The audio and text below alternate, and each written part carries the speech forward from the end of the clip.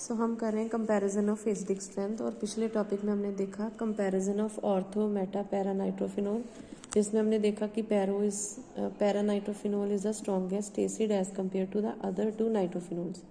Next is with respect to the number of groups. तो जैसे जैसे ही वो ग्रुप्स इंक्रीज होते जाते हैं that are having minus I effect, जैसे कि नाइट्रो हो गया, साइनो हो गया।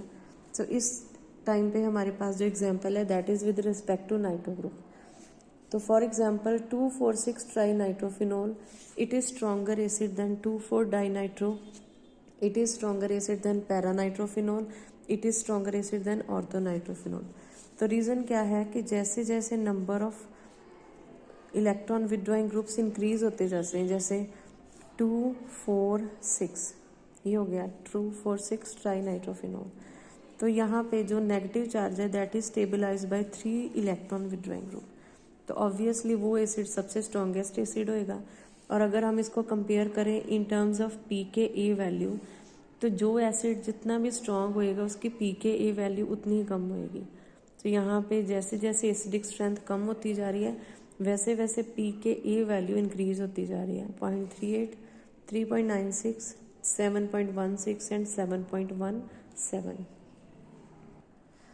So next is comparison of acidic strength of halophenols. So halophenol means halogen, phenol का मतलब OH with benzene ring। तो सबसे पहले बात हम देखेंगे कि हेलोजेंस की कौन कौन सी नेचर होती है। सो जो हेलोजेंस होती हैं दे हैव माइनस आई यानी कि electron withdrawing effect but plus R. Plus R का मतलब है फॉर एग्जांपल यही हेलोजन इधर अटैच है तो ये जो इलेक्ट्रॉन पेयर है ये रिंग को देती है। अगर हम नाइट्रो ग्रुप की बात करें तो जो नाइट्रो ग्रुप है they have minus are effect means ये इलेक्ट्रॉन रिंग से खींचते हैं। यहाँ पे हेलोजेंस रिंग को इलेक्ट्रॉन देती हैं। सो एक इफेक्ट माइनस है दूसरा प्लस है। अब एसिडिक स्ट्रेंथ की टर्म में अगर हम बोलें तो ये जो माइनस आई इफेक्ट है it will increase acidic strength और जो प्लस आर इफेक्ट है it will decrease acidic strength. So here we need to remember that minus I effect always dominates over plus R effect. That means inductive effect dominates over resonance यानी कि plus R effect. इसी reason से जितनी भी halophenols होंगी they all will be having strong acidic character then phenol, क्योंकि ये factor इस पे डोमिनेट कर जाता है।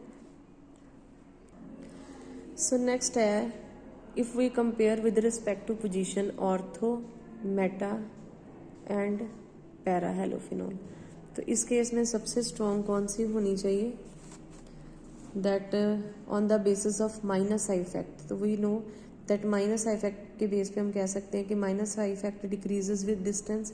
तो ortho halophenol should be stronger acid than meta than para. However in case of para fluorophenol यानी कि ये ऑर्डर बिल्कुल एग्जैक्ट एक्यूरेट है when we are talking about ortho chlorophenol, ortho bromo और आयोडो। लेकिन अगर हम फ्लोरो की बात करें तो ये ट्रेंड सेम नहीं रहता। इस केस में क्या होता है कि जो पैरा फ्लोरोफिनोल है for example this is in case of para fluorophenol क्या होता है कि कौन सा इफेक्ट डोमिनेट हो जाता है plus R. I repeat halogens के दो इफेक्ट होते हैं माइनस आई और प्लस आर, और हमने बोला कि minus I effect dominates over plus R but in case of para fluorophenol plus R effect dominates over minus I effect.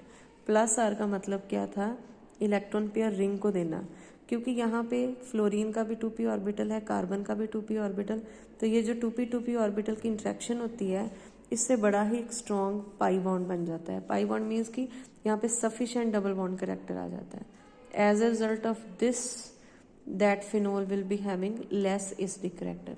लेकिन ये सिर्फ किसके केस में है फ्लोरो के केस में।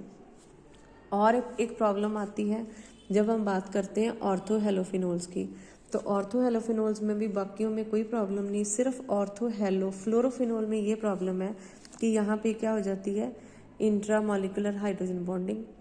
तो क्या हो जाती है कीलेट रिंग बन जाती है।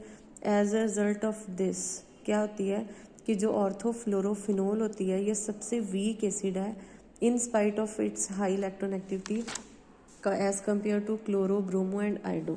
तो हम एक्सपेक्ट करते हैं कि जो ऑर्थो फ्लोरो है वो सबसे आगे आनी चाहिए, फ्लोरो के बाद क्लोरो, क्लोरो के बाद ब्रोमो, ब्रोमो के बाद आइडो, बट एग्जैक्टली क्या होता है कि फ्लोरो सबसे एंड में जाएगी।